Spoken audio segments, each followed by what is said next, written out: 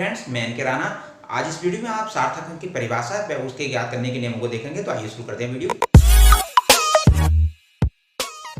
आइए सबसे पहले हम सार्थक अंक की परिभाषा को देखते हैं। किसी माप को जितने अंकों में शुद्ध रूप से प्राप्त किया जा सकता है वह सार्थक अंक कहलाते हैं। जैसे स्क्रू गेज द्वारा कोई अर्धव्यास 3.423 सेंटीमीटर मापी जाए तो सार्थक अंकों की संख्या यहाँ 4 होगी। देखिए 1, 2, 3, 4 यहाँ 4 सार्थक अंक हैं। ऐसे ही यदि हमें कोई अन्य मापक यंत्र द्वारा मापी गई माप 53.835 प्राप्त होती है तो इनमें जो सार्थक अंक होंगे वे होंगे 1, 2, 3, 4, 5। ये 5 सार्थक अंक यहाँ पर होंगे, तो 5 सार्थक अंक होंगे।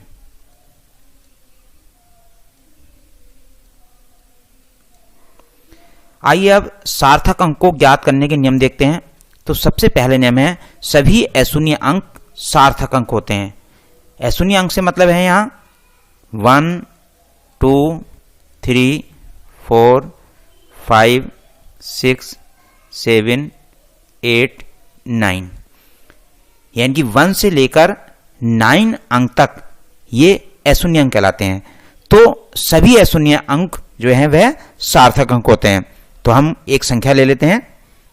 जैसे हमने ये संख्या ली 5762। इसमें जो सार्थक अंक होंगे वह होंगे 1, 2, 3, 4, क्योंकि ये सब क्या है अशून्य अंक हैं। तो यहां पर 4 सार्थक अंक होंगे।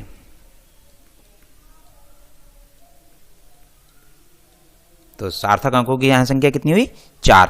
ऐसे ही एक अन्य उदाहरण ले लेते हैं। सपोज कर लो अगला उदाहरण यह है 5.7953। तो इसमें सार्थक अंक कितने हैं 1, 2, 3, 4, 5। यहां पर 5 सार्थक अंक हैं।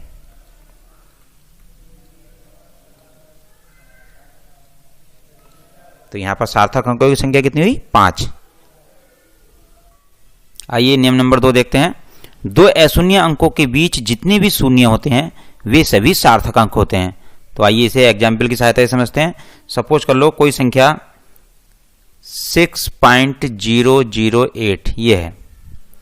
तो इसमें ये 6 जो है वो अशून्य अंक है और 8 भी अशून्य अंक है।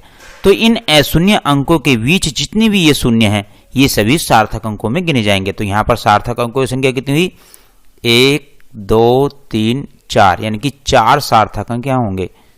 4 सार्थक अंक।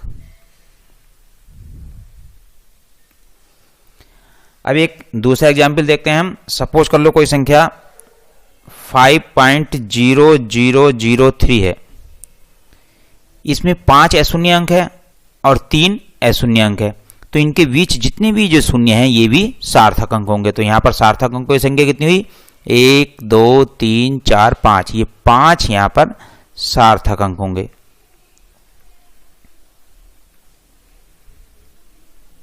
पांच सार्थक अंक हुए। दोस्तों यहां पर एक बात और ध्यान देने वाली बात है। दशमलव अंक का स्थान अगर हम किसी संख्या में परिवर्तित कर दें तो सार्थक अंकों की संख्या अप्रभावित रहती है। इसे एग्जाम्पल की सहायता से समझ लेते हैं।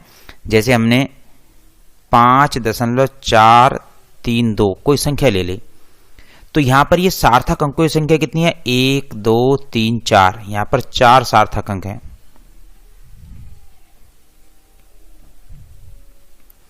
अगर हम इस दशमलव अंक को यहां पर लगा दें यानी कि हमने ये संख्या ले ली 54.32 तो सार्थक अंक अब भी 4 रहेंगे 1, 2, 3, 4 यानी कि इसमें 4 सार्थक अंक ही होंगे। तो दशमलव अंक का स्थान परिवर्तन करने पर सार्थक अंकों की संख्या अप्रभावित रहती है। नियम नंबर 3 देखते हैं। दशमलव से पहले यदि कोई शून्य अंक है तो दशमलव के तुरंत बाद के सभी शून्य अंक सार्थक अंकों में नहीं गिने जाते। तो आइए इसका एक एग्जाम्पल देखते हैं। सपोज कर लो हमने कोई संख्या 0.0076 ये ली। यहां पर दशमलव से पहले शून्य है तो दशमलव के तुरंत बाद के जो शून्य हैं ये सार्थक अंक नहीं होंगे। यानी कि यहां पर सार्थक अंकों की संख्या कितनी होगी और एक ये 2, यानी कि 2 सार्थक अंक यहां पर होंगे, 2 सार्थक अंक होंगे। अब आगे चलते हैं। इसमें क्या, वहीं दशमलव से पहले यदि कोई अशून्य अंक है तो दशमलव के तुरंत बाद के सभी शून्य अंक सार्थक अंक गिने जाते हैं।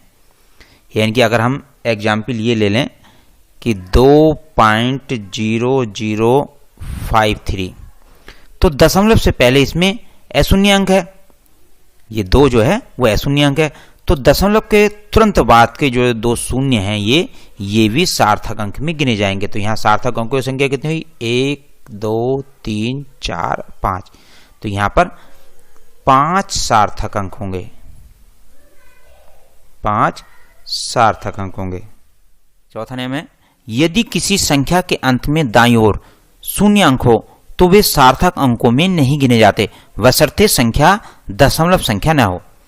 कहने का मतलब है कि यदि कोई संख्या दशमलव संख्या ना हो, यानी कि उसमें दशमलव अंक ना हो, तो लास्ट के यानी कि दाईं ओर के जो शून्य हैं वह सार्थक अंक नहीं होते। एक एग्जाम्पल देख लेते हैं, जैसे 7600, यानी कि 7600, ये कोई संख्या है, इसमें कोई दशमलव अंक नहीं लगा हुआ, तो ये जो दाईं ओर के ये जो 2 शून्य अंक हैं ये सार्थक अंक नहीं होंगे। यानी कि यहां पर सार्थक अंकों की संख्या 1 और ये 2, यानी कि 2 सार्थक अंक यहां पर होंगे, तो 2 सार्थक अंक इस संख्या में होंगे।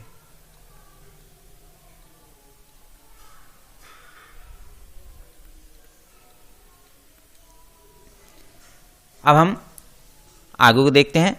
परंतु यदि संख्या दशमलव संख्या हो तो संख्या के अंत में दाईं ओर के शून्य अंक भी सार्थक अंक होते हैं। जैसे हम एक एग्जाम्पल देख लेते हैं, ये 2.00530, ये कोई संख्या दशमलव अंक सहित है, तो ये लास्ट का जो शून्य होगा यह भी सार्थक अंक होगा। तो इसमें सार्थक अंकों की संख्या कितनी हुई, 1 2 3 4 5 6, यानी कि इसमें 6 सार्थक अंक होंगे।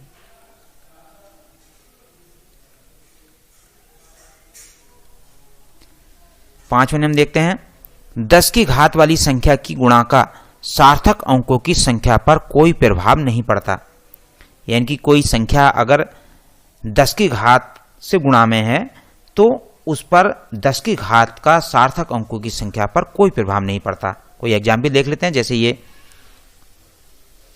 हमने एग्जाम्पल लिखा और इसमें 10⁶ की मल्टीप्लाई कर दें, तो यहां पर ये 10 की घात 6 की जो गुणा है उससे सार्थक अंकों की संख्या पर कोई प्रभाव नहीं पड़ेगा। तो यहां पर सार्थक अंकों की संख्या होगी 1 2 3 4, यानी कि इसमें 4 सार्थक अंक होंगे।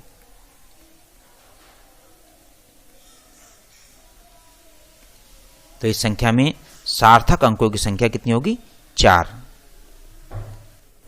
आइए नियम नंबर 6 देखते हैं।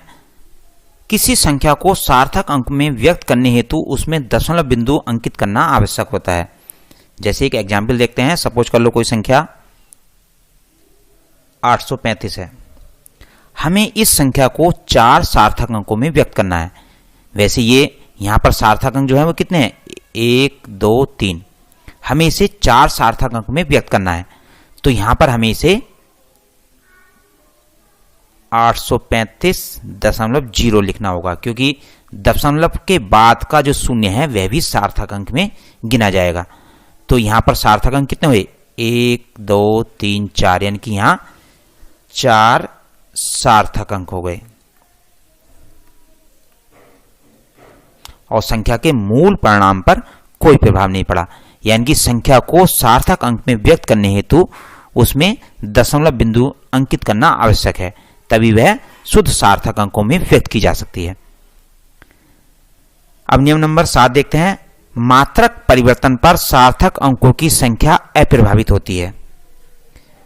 यदि हम मात्रक परिवर्तन कर दें तो सार्थक अंकों की संख्या पर कोई प्रभाव नहीं पड़ता। इसका एक एग्जाम्पल देख लेते हैं, जैसे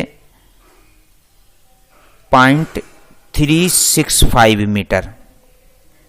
ये संख्या कोई मीटर में दी हुई है, हम इसे जो है सेंटीमीटर में बदलें तो 100 से गुणा हो जाएगी, यानी कि दशमलव जो है वो 6 के बाद आ जाएगा। तो ये संख्या लिखी जाएगी 36.5 सेंटीमीटर।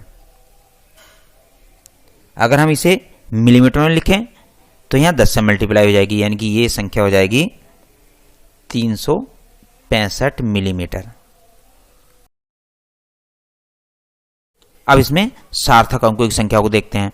तो दशमलव से पहले यहां पर 0 है, तो ये सार्थक अंक में नहीं गिना जाएगा। तो यहां पर सार्थक अंक कितने हुए? 1, 2, 3, यानी कि इसमें 3 सार्थक अंक हुए।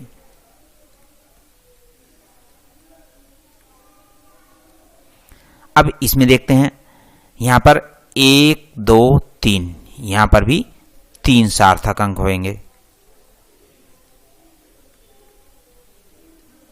अब इसमें देखते हैं, ये तीनों अशून्य अंक है, तो ये 1, 2, 3, इसमें भी 3 सार्थक अंक होंगे।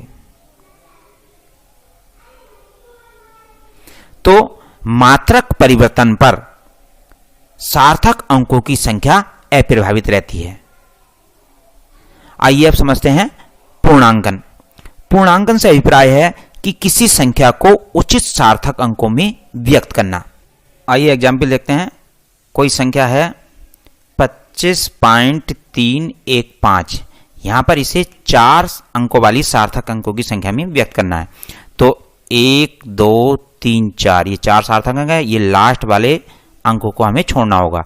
तो यहां पर यह बात ध्यान देने वाली होती है कि अगर छोड़ने वाला अंक 5 या 5 से अधिक होता है तो उससे पहले वाले अंक में 1 की वृद्धि हो जाती है। तो 4 सार्थक अंकों वाली संख्या जो है वह बन जाएगी 25.32, क्योंकि ये 5 है तो 5 से पहले वाले अंक में 1 अंक की वृद्धि हो जाएगी। अगर ये संख्या हमारी इस तरह से होती 25.314, तो यहां पर ये 5 से कम अंक है, ये जो लास्ट वाला अंक है इसे छोड़ना है और ये 5 से कम है। तो ये जो 4 सार्थक अंकों में संख्या होगी ये हो जाएगी 25.31, क्योंकि 5 से कम अंक होता है तो उससे पहले वाले अंक में 1 की वृद्धि नहीं होती, यानी कि वो पूर्ववत ऐसा का ऐसे ही लिखा जाता है। अब यहां एक बात और ध्यान देने वाली बात है कि यदि लास्ट वाला अंक 5 या 5 से अधिक है तो उससे पहले वाला अंक यदि सम अंक है तो उसमें 1 की वृद्धि नहीं होती, और यदि विषम अंक है तो उसमें 1 की वृद्धि हो जाती है। आइए इसे एग्जाम्पल के माध्यम से समझते हैं। जैसे कोई संख्या 3.826 है, हमें इसे 3 सार्थक अंकों वाली संख्या में लिखना है, तो हम इस लास्ट वाले अंक को छोड़ेंगे। अब यहां लास्ट वाला जो अंक है ये 5 से अधिक है, तो इससे पहले वाले अंकों को हम देखेंगे। ये जो पहले वाला अंक है ये हमारा क्या है? सम है, तो इसमें 1 की वृद्धि नहीं करेंगे, चाहे इससे बाद वाला अंक 5 या 5 से अधिक क्यों ना हो। तो यहां पर ये जो 3 सार्थक अंकों में संख्या होगी वह होगी 3.82। वहीं दूसरी ओर हम दूसरा एग्जाम्पल लेते हैं। अगर ये संख्या 3.836 इस तरह से होती, हमें इसे 3 सार्थक अंकों में लिखना होता, तो ये हमें लास्ट वाले अंक को छोड़ना होता, यानी कि ये 6 अंक जो है इसे हमें छोड़ना होगा। और ये 5 या 5 से अधिक है तो इससे पहले वाले अंक को देखेंगे, ये अंक हमारा क्या है? विषम अंक है, तो हम इस अंक में 1 की वृद्धि कर देंगे, क्योंकि ये अंक हमारा क्या है? विषम अंक है। तो इसलिए उचित 3 सार्थक अंकों में यह जो संख्या लिखी जाएगी 3.84 लिखी जाएगी। आशा करता हूं आपको मेरी वीडियो पसंद आई है। हमारी ऐसी ही वीडियो पाने के लिए हमारे चैनल को सब्सक्राइब कर लें तथा साथ में बेल आइकन का बटन भी दबा दें ताकि हमारी वीडियो का नोटिफिकेशन मिलता रहे। मिलते हैं ऐसी ही नेक्स्ट वीडियो में, तब तक के लिए धन्यवाद।